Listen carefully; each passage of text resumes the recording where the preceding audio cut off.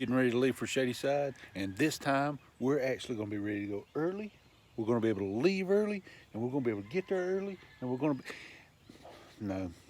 No. Truck's broke.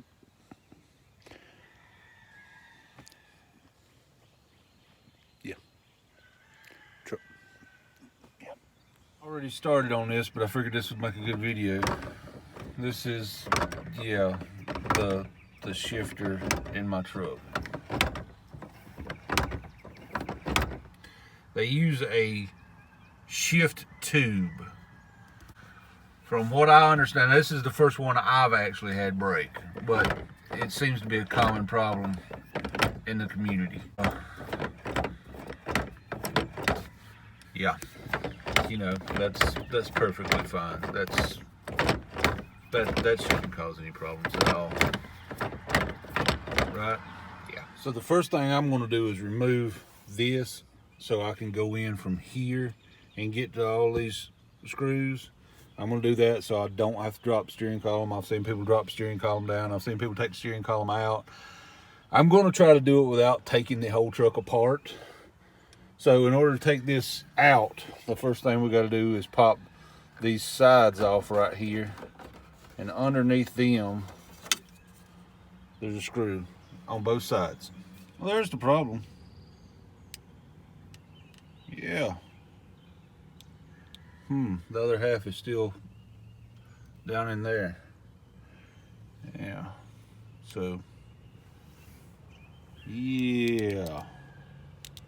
That'll do her, boys and girls. And that's not one shaft. There's actually like they got a name for it, but there's a shaft that slides up inside this shaft, and both are snapped off. Yeah.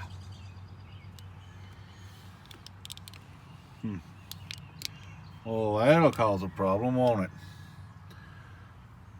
I'm no expert, but yeah. Well, as usual, that job escalated fairly quickly. Pulled that out. I still had to take the two nuts there loose just to get the column to come down a hair. Just get to those back bolts, but yeah, that's supposed to be one solid piece, and as you can see, it's not. We'll go inside and take a look at what the new one looks like.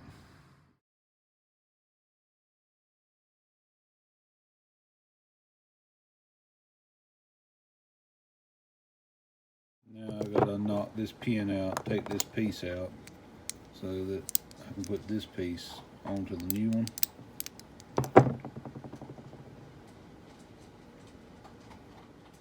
Same thing on this half. Gonna knock this pin out so I can get the shifter lever out for the new one. Alright. Got this in on the new one. And the shaft that runs through there, I didn't videotape that, I should have. But the shaft that runs through there, you need to take it out and put some grease on it, something like wheel bearing grease or something along those lines, just to keep everything moving smooth. So now I just got to come up here and take the shifter off the old one and put the shifter in here. And then we'll be ready to start trying to put this assembly back together. New assembly is together. Shifter on.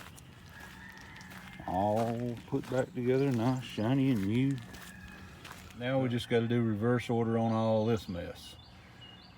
Well, here you go. We've done partially assembled. I still got to finish putting the dash back together, but she works. It's very tight. This little bit of flop right here is actually just a looseness in where it goes into that's the handle. This is not moving at all. So that's actually not. This thing has very firm points now. That's the firmest it's ever been.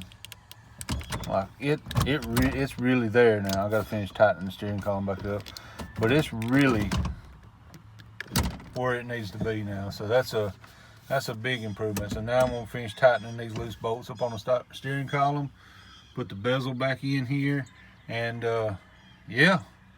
That's all there is to it. This one little tube right here is the cause of your problems. Now don't freak out if this thing breaks as far as thinking, you know, it's gonna be some big expense.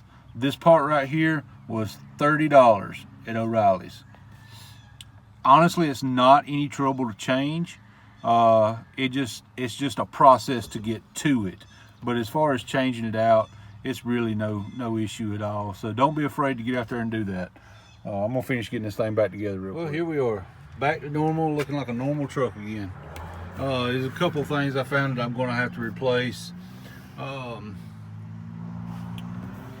My shift indicator, the little piece that holds the adjuster for the cable, plastic, is brittle, so it broke. So I went to run at the parts store to see if I got one of them. That's really simple to change. I just take this bottom cover off right here, and it's on the other side right over there. And I'm doing this, I realized, well, I hadn't put my tilt knob on yet, but I'm gonna clean it up a little bit. But there it is. She's back together. Fairly simple process, fellas, ladies, whoever's doing it. There's videos out there showing this process, and there's videos that show pulling the whole steering column out. I did not want to do that. So I chose to take the gauge cluster out and just loosen the nuts for the steering column and drop it down just enough so I can get my hand in there. As you can see, it's a tight spit, but I got my hand in there and took them apart, pulled it right out. Very simple process. So just time consuming. Altogether, this thing took it took me a few hours to do all this. Mainly due to the taking the old one out is broke, so it didn't come out one piece and have to dig around and get the other pieces. So not a terrible job. Remember to unhook your negative cable on your battery when you do this. You do not want to have an airbag blow up in your face or anything. So remember to unhook the negative cable on your battery. Once you're done, hook her back up. Everything's good as new, fellas. So there you go. Now I got a mess to clean up in my truck, and we'll take her for a test drive. Well, there you go. It's back together. It's better than it was. In all honesty, it wasn't really that bad of a job. Just a job that I didn't really have time to do. So now everything's in order and nothing else can go wrong. I'm sure we'll leave on time now.